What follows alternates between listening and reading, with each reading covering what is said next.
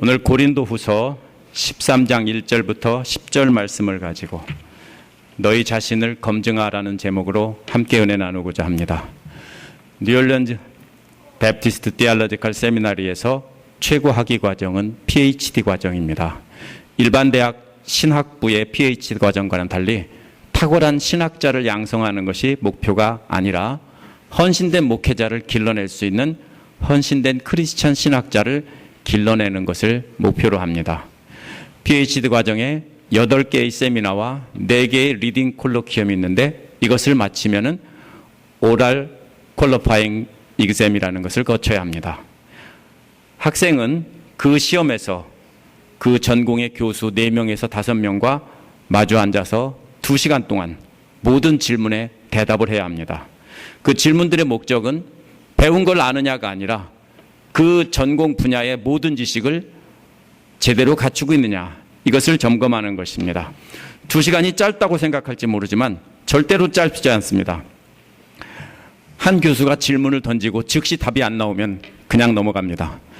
답을 한다고 해도 15초 이상 가는 법이 없습니다. 왜냐하면 15초 정도만 말하는 걸 들으면은 이 사람이 그걸 안다고 생각하기 때문에 중단시키고 더 깊은 질문을 하고 또 중단시키고 더 깊은 질문을 하고 다 끝나면 다음 질문으로 넘어갑니다. 이렇게 2시간 동안 하면은 엄청난 양을 질문할 수 있습니다. 이렇게 해서 이 시험을 통해서 학생들은 자기가 가진 지식이 낱낱이 드러납니다. 절대로 어떤 운이나 개인적인 친분이 작용할 수가 없습니다. 왜냐하면 모든 분야의 모든 내용을, 그 분야의 모든 내용을 다 질문하기 때문입니다. 2시간이 지나고 나면 교수들이 회의를 합니다. 이 사람이 합격이냐 불합격이냐 여부를 결정합니다. 합격된 사람이 PhD 캔디데이트에 돼서 학위 논문을 쓸 자격이 주어집니다. 제가 이렇게 여러분과 상관없는 신학교의 PhD 과정을 설명한 것은요, 오늘 본문의 모형을 보여주기 때문입니다.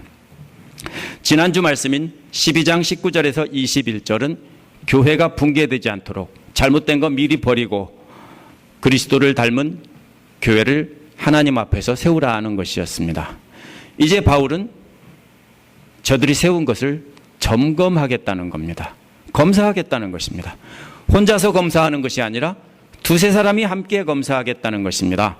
그래서 검사하는 내용은 고린도 교인들이 그리스도 안에 있는지, 다시 말하면 고린도 교인들 안에 그리스도가 있는지 없는지를 점검하는 것입니다. PhD 과정에서는 그 분야의 핵심 지식들이 있는지 없는지 점검을 하는 교수처럼 바울은 동역자들과 함께 고린도 성도들을 점검해 보겠다는 겁니다.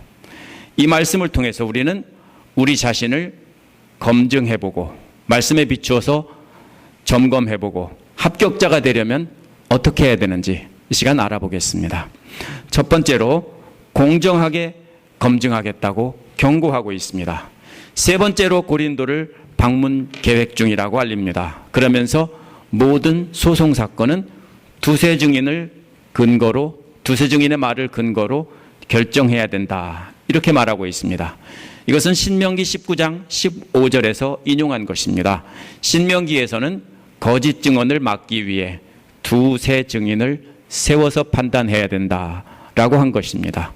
여기서도 마찬가지로 거짓 증언을 막고 공정한 판단을 하기 위해서 이렇게 말한 것입니다.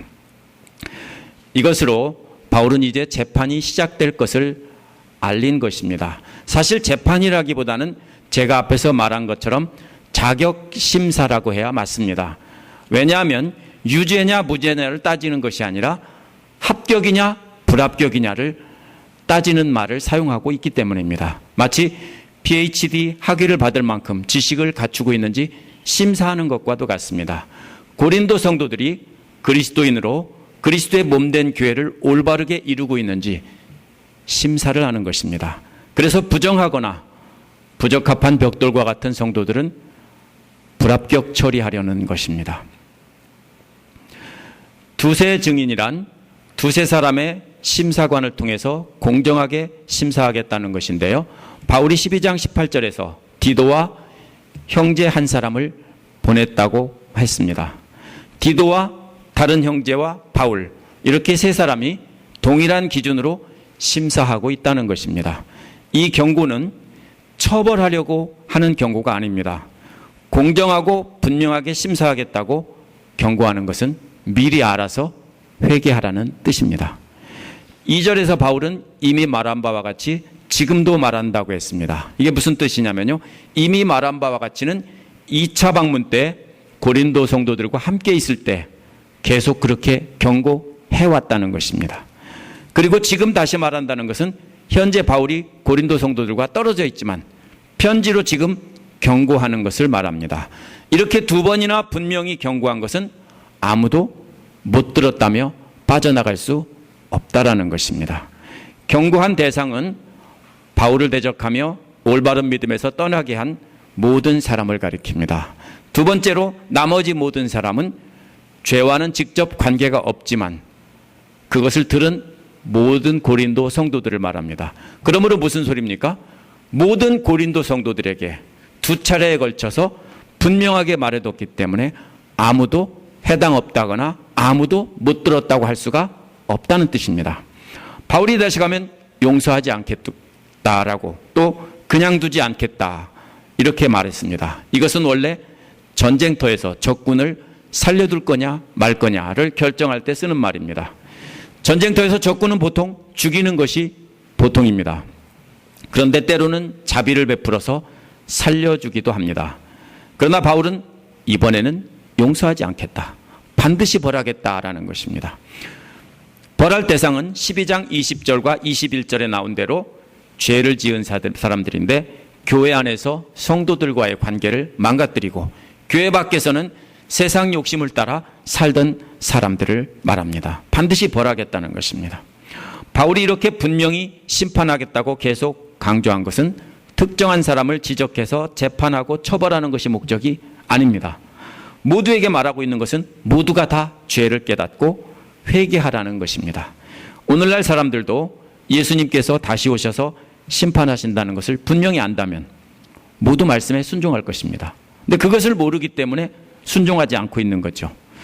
고린도 성도들에게 분명히 심판이 있다는 것을 알려주는 것은 모두가 변화돼서 회개해서 변화되라는 것입니다. 역시 우리에게도 똑같습니다.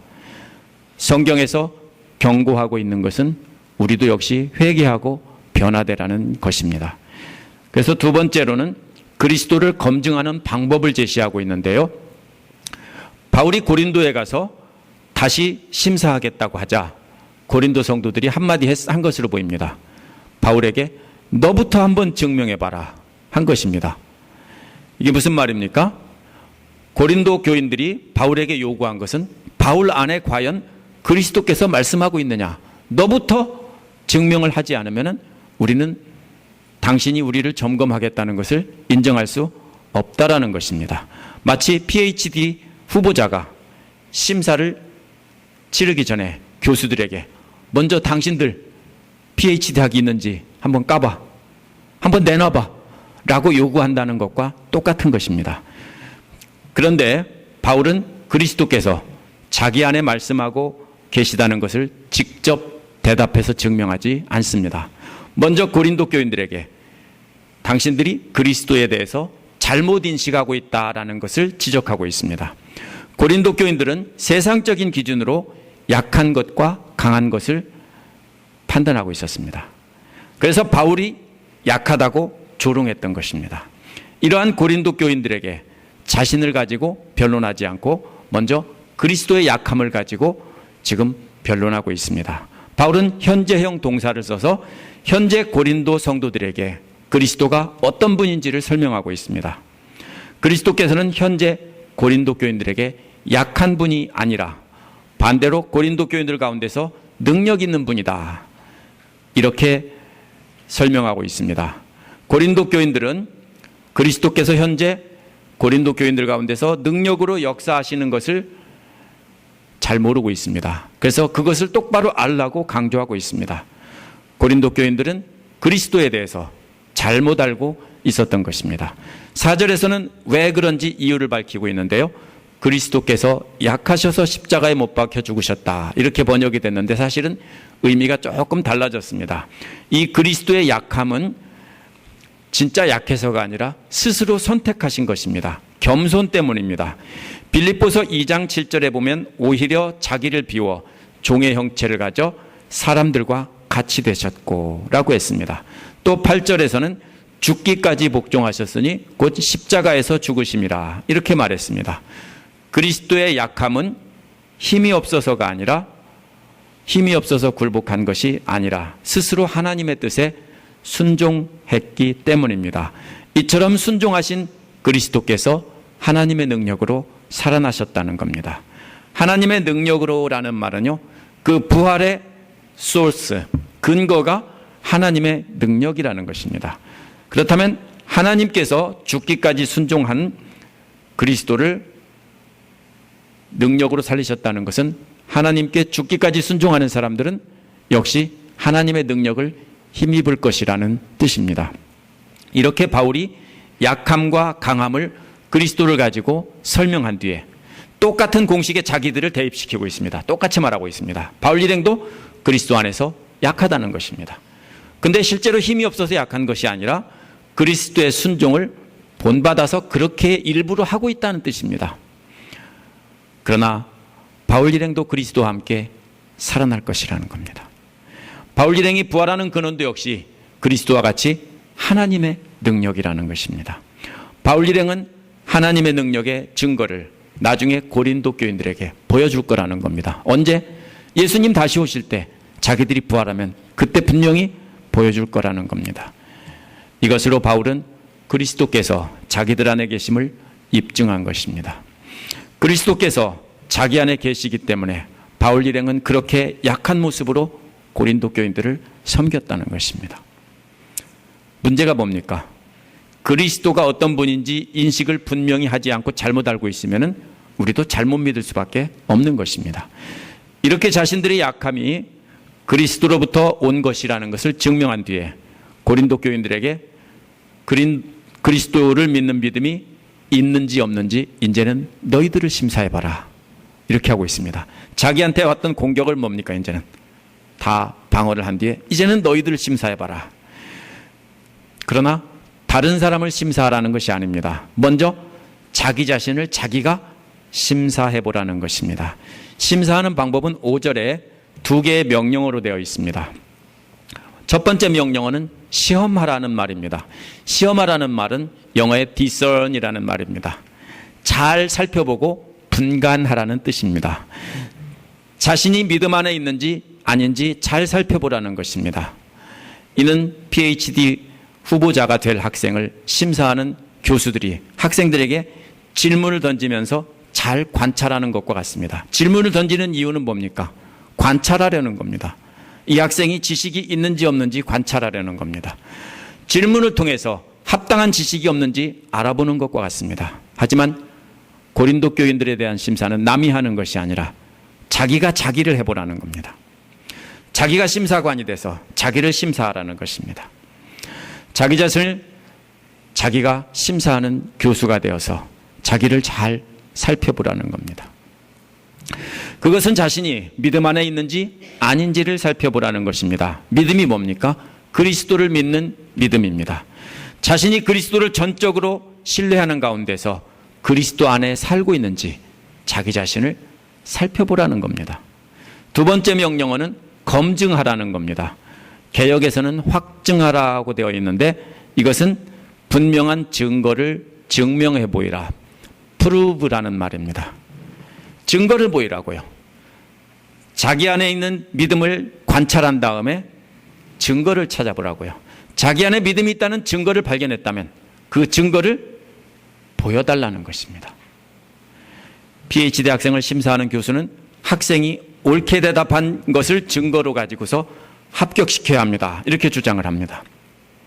이 학생은 이것도 알고 이것도 알고 이것도 알고 이거 하나는 놓쳤지만 나머지는 다 알고 있기 때문에 합격시켜야 합니다. 이렇게 주장하는 것과도 같습니다. 이것이 증거입니다. 이와 마찬가지로 고린도 교인들도 자기 자신이 그리스도를 믿는 믿음 안에 있다는 증거를 분명히 보여주면서 우리는 합격입니다. 이렇게 말하라는 것입니다. 이어서 바울은 분명한 심사 기준 하나를 추가합니다. 그것이 5절 뒷부분에 있는데요. 예수 그리스도께서 너희 안에 있다는 것을 자기 스스로 알지 못한다면 불합격이라는 겁니다. 무슨 소리예요? 예수 그리스도께서 자기 안에 살아 계시다는 것을 분명히 모르면요, 불합격이라고요.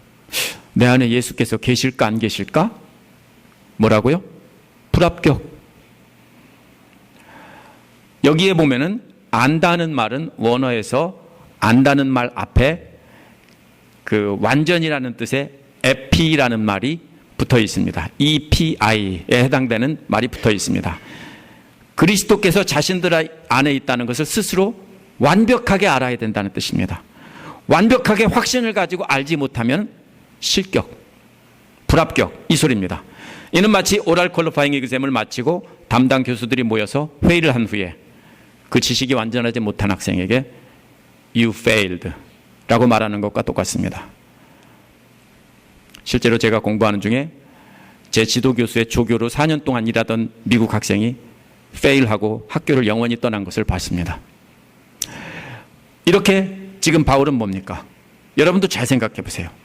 자기 안에 예수 그리스도께서 계시다는 것을 분명하게 알지 못하면 fail이라고요. 불합격이라고요. PhD 후보가 되려는 학생에게 해당 학문의 지식이 없으면 실격입니다. 논문을 쓰기도 전에 실격입니다. 마찬가지로 그리스도인들도 자신 안에 그리스도께서 계시다는 증거를 알고 그 증거를 분명히 증명하지 못하면 그리스도인으로 실격이라는 겁니다. 지금 고린도전서 12장까지 쭉 얘기한 다음에 할 말은 다 했어요. 그리고 마지막에 하는 말이 뭡니까? 너 자신을 한번 검사해봐라. 다 끝나고 지나가기 전에 자신을 점검해봐서 자기가 합격인지 불합격인지 알아봐라. 이런 뜻입니다. 이어서 6절에서 자신들은 실격자가 아니라는 것을 여러분들이 알게 되기 바란다. 이렇게 말했습니다. 무슨 뜻입니까? 만약 교인들이 자기 자신이 심사해보고 합격이라는 것을, 자기 안에 그리스도가 있다는 것을, 자기가 그리스도인이라는 것을 분명한 증거를 발견하고 합격이라고 생각한다면, 그 다음에 바울도 합격이라는 것을 알 것이라는 겁니다. 이게 무슨 소리입니까? 고수는 고수를 알아보는 법입니다. 무술의 고수도 다른 사람이 고수인지 아닌지 금방 안답니다. 탁 마주해서 칼을 쫙 뽑다가 졌어 하고 탁 도로 집어넣는 그런 것과도 같습니다. 알아본다는 뜻입니다. 뻥이 아니라 사실입니다. 제가 드럼을 조금 칠 줄 아니까 드럼 치는 사람이 아무것도 안 치고요, 스틱 가지고 스네어 드럼 한번 땡 치면은 저는 드럼을 잘 치는지, 얼마큼 잘 치는지 단번에 압니다. 정말이에요. 한번 탁 치는 소리 한 번만 들으면은 대번합니다. 여러분 테니스 잘 치는 분들 어떻겠어요? 공 한번 탁 받는 거 보면은 잘 치는지 못 치는지 모르겠어요? 폼 잘 잡는다고 알아요? 다 알아요. 바로 그런 소리입니다. 제가 음악을 들을 줄 압니다. 그냥 여러분들처럼 들을 줄 안다는 뜻이 아닙니다. 제가 음악을 깊이 있게 이해할 수 있는 능력이 있다는 것입니다. 여러분이 모르는, 제가 모르는 음악을 여러분이 작곡해서 그것을 녹음한 다음에 제게 주면은 저는 다음날 여러분에게 악보로 그려서 드릴 수 있습니다. 그만큼 능력이 있습니다. 성가대나 오케스트라도 잠시 들으면 누가 실력이 있는지 없는지 금방 판별할 수 있습니다. 제가 음악을 전공한 사람은 아니지만 어려서부터 음악을 했고, 그리고 음악을 오랫동안 연구하고 공부했기 때문에 잘 압니다. 저뿐 아니라 여러분도 전문적인 지식을 갖고 있는 분야에 대해서는 금방 알 수 있습니다. 만약 다른 사람이 자기보다 고수인지 아닌지 모르는 사람은 뭐예요? 괜히 폰만 잡지 아무것도 모르는 사람입니다. 제 말이 틀렸습니까? 이와 마찬가지로 고린도인들도 스스로 자기를 점검해보고, 그래서 자기가 그리스도를 믿는 믿음 안에 있다는 것을 분명히 발견해서 합격 판정을 내릴 수 있다면, 그러면 바울 일행도 합격이라는 것을 금방 알아볼 거라는 겁니다. 만약 그렇게 못하면은 너희들 불합격, 이 소리입니다. 바울이 잴 수 있는 자를 하나 더 준 셈입니다. 바울이 고린도로 두 번째 방문했을 때 고린도인들은 바울을 불합격시켰습니다. 왜냐하면 저들은 그리스도를 기준으로 심사하지 않고 세상적인 기준으로 심사했기 때문입니다. 그래서 자신들을 자랑하며 떠벌이던 거짓 사도들은 합격시키고 진짜 고수인 바울은 불합격시켰습니다. 이제 바울은 고린도후서를 통해서 어떻게 심사해야 될지를 다 가르쳐 줬습니다. 그것은 먼저 이제 마지막으로 자기 자신을 심사해 보라는 것입니다. 자기 자신이 합격인지 불합격인지 심사하고 나면 그 다음에 바울이 합격인지 불합격인지 구별할 수 있는 눈이 생긴다는 것입니다. 바울의 소망이 무엇입니까? 자기를 검사해서 합격시켜달라는 뜻이 아닙니다. 고린도 교인들이 누가 진짜 하나님의 심부름꾼인지 깨닫게 되는 것을 원하는 것입니다. 바울의 편지를 받고 바울이 오기 전에 자신들을 먼저 심사해보고 합격 불합격을 판단해보라는 겁니다. 만약 불합격이라고 생각되면 회개하고 그리스도를 영접하고 만나기를 소망하는 것입니다. 그래서 지금 이렇게 판단해보라고 심사해보라고 말하고 있는 것입니다. 세 번째로는 검증을 통과하기를 기도하고 가르치라는 것입니다. 7절에는 바울의 기도가 나와 있는데요. 바울이 하나님께 기도하는 것은 뭡니까? 고린도 교인들이 악을 저지르지 않게 되는 겁니다. 이것은 불합격되지 않게 해달라는 겁니다. 악이라는 것은 12장 20절에 나온 교회 안에서 일으키는 8가지 죄와 21절에 나온 교회 밖에서 일으키는 음란한 죄를 말합니다. 그리스도를 닮지 않은 모습입니다. 다음에 대비되는 말은 자신들이 합격자임을 드러내려는 것이 아니라 고린도 교인들이 선을 행하게 하려는 것이다. 무슨 말이냐면요, 자기들이 합격자인 것을 드러내려고 너희들이 나를 심사해봐라 이 소리가 아니고 고린도 교인들이 합격자가 되기를 바란다는 뜻이에요. 자신들이 합격자임을 드러내라는 거예요. 고린도 교인들이 합격자가 된다면 바울 자신은 실격자 취급당하더라도 아무 상관이 없다는 겁니다. 그것을 위해서 지금 뭐 하고 있어요? 기도하고 있다는 거예요. 나는 불합격되더라도 쟤들은 하나님 합격시켜주세요. 이게 바울의 기도예요. 고린도 교인들에게 바울이 실격자처럼 보이는 경우는 고린도 교인들이 도착하기 전에 바울이 도착하기 전에 변화돼서 있는 경우입니다. 그러면 바울은 실격자처럼 보입니다. 왜? 하나님의 능력이 자신 안에 있다는 것을 보여줄 기회가 없어집니다. 고린도 교인들을 심사해서 불합격 처리시킬 권한도 사라져버립니다. 그래도 상관없다는 겁니다. 자기는 바보 취급 당한 대로 그대로 증명해내지 그리스도인이라는 것을 증명하지 못하더라도 상관없다는 겁니다.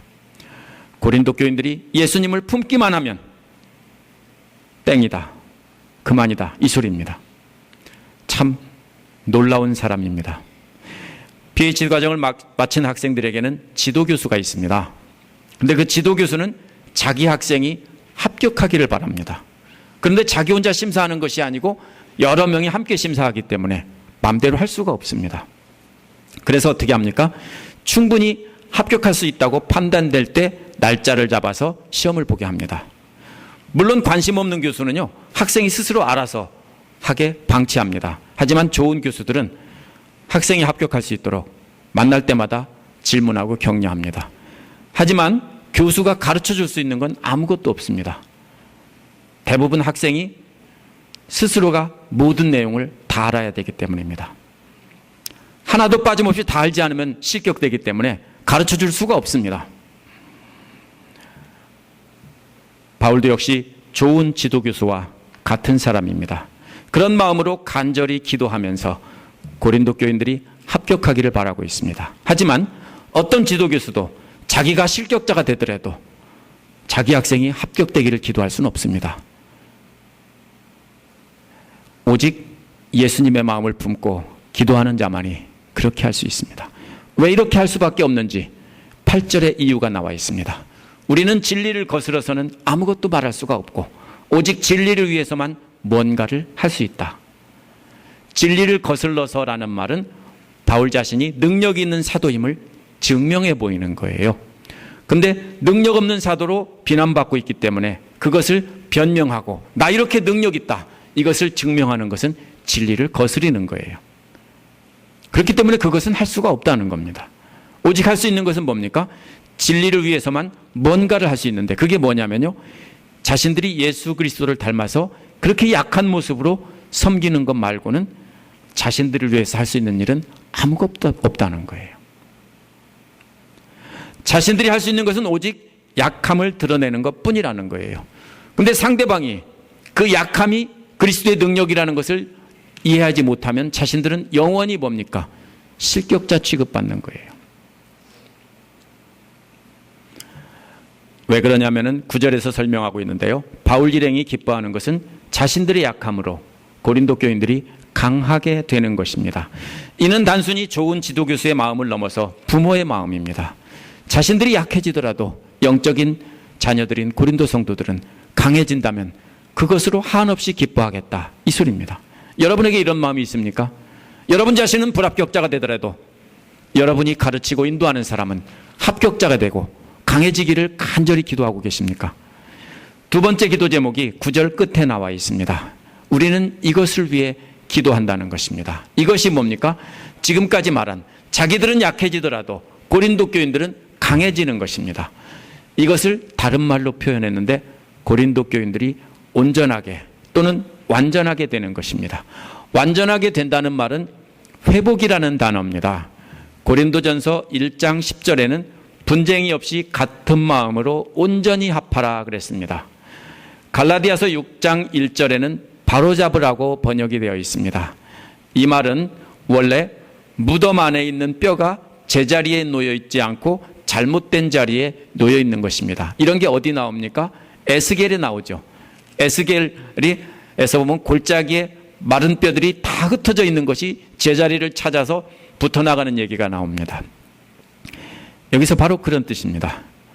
이제 머리뼈가 다리에 있는 데가 있고 이렇게 돼 있는 것을 머리뼈가 제자리에 가게 하는 것입니다. 갈라디아서 6장 1절도 잘못된 것을 되돌려 놓으라는 뜻입니다. 완전하게 된다는 말은 그리스도가 머리뼈 자리에 있어야 하는데 엉뚱한 곳에 던져져 있다는 뜻입니다. 그래서 그리스도와의 관계가 제자리에 놓여지도록 그렇게 돌려놓는 것이 바로 회복이라는 단어입니다. 바로 완전하게 된다는, 온전하게 된다는 단어입니다. 10절에서 왜 방문하기도 전에 편지를 썼는지 이유를 설명하고 있습니다. 그 이유는 떨어져 있는 현재에 책망하더라도 함께 있을 때는 주님께서 주신 권한을 가지고 너무 엄하게 대하지 않기 위해서입니다. 쉽게 말하면 주님께서 주신 권한을 가지고 가서 처벌하지 않았으면 좋겠다, 이런 말입니다. 그러면 너무 가슴이 아플 것이니까. 그래서 미리 편지로 경고하는 겁니다. 이 권한은 주께서 세우라고 주신 것이지 허물라고 주신 것이 아니기 때문이라는 겁니다. 그런데 자기가 편지를 써서 회개하지 않으면 그 다음에는 자기는 어떻습니까? 가서 허물어서 버릴 수밖에 없기 때문에. 그러면 주님 앞에 뭐라고 했습니까? 망신 또 망신 개망신이라고 지난주에 말했습니다. 그래서 바울은 물론 주신 권한을 가지고 와서 고린도 성도들을 불합격시킬 수 있습니다. 불합격받은 판정받은 벽돌은 빼내버려야 합니다. 그러면 고린도 교회는 무너지는 것입니다. 바울은 그것을 원하지 않는다는 것입니다. 자신들이 스스로 자기를 심사해서 합격인지 불합격인지 먼저 심사해보지 않겠습니까? 저도 역시 그렇게 했습니다. 시험 보기 전에 뭡니까? 내 자신이 스스로 물어보고 다 알고 있는지 점검해봐서 합격일까 불합격일까? 먼저 확신이 없으면 시험 볼 수 없습니다. 마치 스스로 점검해보고 불합격이면 교수에게 요청을 해서 시험을 좀 더 미뤄주세요 하고, 아니면 교수님이 너 조금 더 시간이 필요하냐 해서 미뤄주는 그런 마음과도 같습니다. 바울은 지금 자기가 방문하기 전에 사람들이 다 완전하게 되기를 원하는 겁니다. 제자리를 찾기를 원하는 겁니다. 그래서 모두가 합격자가 됐으면 좋겠다. 한 사람도 낙오되는 사람이 없으면 좋겠다. 그래서 지금 당부하고 있는 겁니다. 오늘 말씀 결론을 맺고 정리를 해보겠습니다. 우리도 역시 바울과 같은 경고를 받고 있습니다. 어디에 나옵니까? 마태복음 22장의 혼인잔치의 비유나 24장의 무화과 나무의 비유나 25장의 열처녀의 비유, 달란트의 비유, 모두 다 주님께서 심판주로 오시되 갑자기 오신다. 알지 못한 때 오신다는 것입니다. 이게 뭡니까? 주님께서 마지막 날에 심판주로 오신다라고 하는 것은 우리에게 경고하는 겁니다. 이러한 경고는 계시록에도 분명히 나타나 있습니다. 이러한 경고의 목적도 바울이 고린도 교인들에게 한 경고와 똑같습니다. 목적은 뭡니까? 회개하고 그리스도를 제자리에 모시고 살도록 하는 것이지 심판하려는 것이 아닙니다. 우리 모두가 그리스도인의 자격시험에 합격하게 하려는 것입니다. 뭡니까? 크리스찬 퀄리파잉 exam입니다. 요한계시록을 보면 사도 요한은 아멘 주 예수여 오시옵소서라고 마지막에 기록하고 있습니다. 그러면서 심판주가 오실 날을 기다렸습니다. 뭔 소리입니까? 자기 자신은 심사에서 이미 합격이다라는 겁니다. 주님이 당장 오셔도 자기는 합격이라고 요한은 계시록에서 그렇게 쓰고 있는 겁니다. 아멘 주 예수여 오시옵소서. 나는 합격이에요. 여러분에게 이런 확신이 있습니까? 주님이 지금 오시는데 아멘 주 예수여 오시옵소서 하고 기다릴 수 있습니까? 토마스 아켐퍼스가 쓴 그리스도를 본받아 이미테이션 오브 크라이스트라는 책이 있습니다. 오래전에 옛날에 쓰여진 책인데요. 그 내용은 그리스도를 흉내내고 세상의 허영심을 미워하라는 것입니다. 이는 자기를 포기하고 그리스도를 따르라는 것입니다. 자기를 사랑하는 것이 세상 어떤 것보다 더 해롭다는 것입니다. 자기를 포기하고 그리스도의 십자가를 불평 없이 지고 가는 것이 평화와 참된 자유의 길이라는 것입니다. 토마스 아켐퍼스도 바울과 마찬가지로 그리스도를 본받아 자기도 합격이라는 소리고 여러분도 나와 같이 합격자가 되지 않겠냐 이렇게 말하고 있는 것입니다. 오늘 여러분 자신을 심사해 보시기 바랍니다. 마치 PhD 후보자 될 사람이 심사하는 교수처럼 엄격하고 분명한 기준으로 자기 자신을 평가해 보시기 바랍니다. 먼저 자기 자신을 엄격하게 평가해서 자기가 합격자인지 아닌지를 판단해 보시기 바랍니다.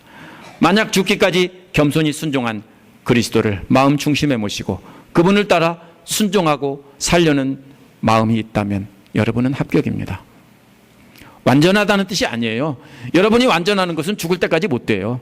무슨 말이에요? 그런 마음이 있다고요. 예수님을 마음의 중심에 모시고 그분의 뜻에 순종하려는 마음이 있다고요. 그분처럼 겸손하려는 마음이 있다고요.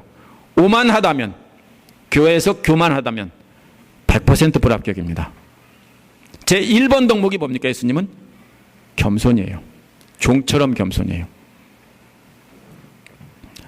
만약 세상적인 욕심을 따라 살면서 그리스도를 한쪽 구석에 모시고 몰아놓고 있다면 불합격입니다. 세상적인 기준으로 사람들을 함부로 판단하거나 무시하거나 존경한다면 역시 불합격입니다. 그런 분들은 회개하고 그리스도를 다시 중심에 모셔야 합니다. 그렇지 않으면 그리스도께서 오셔서 진짜 심판하실 때 영원히 불합격 처리됩니다. 오랄 퀄리파잉 이그잼은 한 번 더 기회를 주는데 여러분의 크리스찬 퀄리파잉 이그잼은 단 한 번밖에 기회가 없습니다. 그러니까 그 시험을 치르기 전에 자기 자신을 먼저 점검해 보라는 것입니다.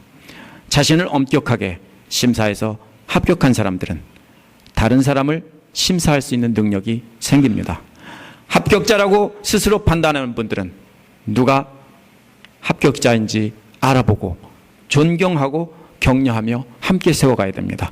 합격자들이 바라볼 때 불합격자라고 생각되는 사람들은 바울처럼 어떻게 해야 됩니까?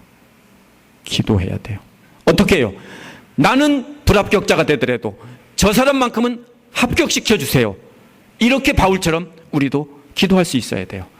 다른 성도들이 회개하고 변화돼서 시험에 합격하도록 간절히 기도해야 돼요. 자신은 불합격자가 되더라도 자신의 마음에 품고 있는 사람이 합격자가 되게 해달라고 그렇게 기도해야 됩니다. 먼저 자신을 검증하시고 다른 사람도 합격시킬 수 있도록 간절히 기도하는 저 여러분 되시기를 기도합니다.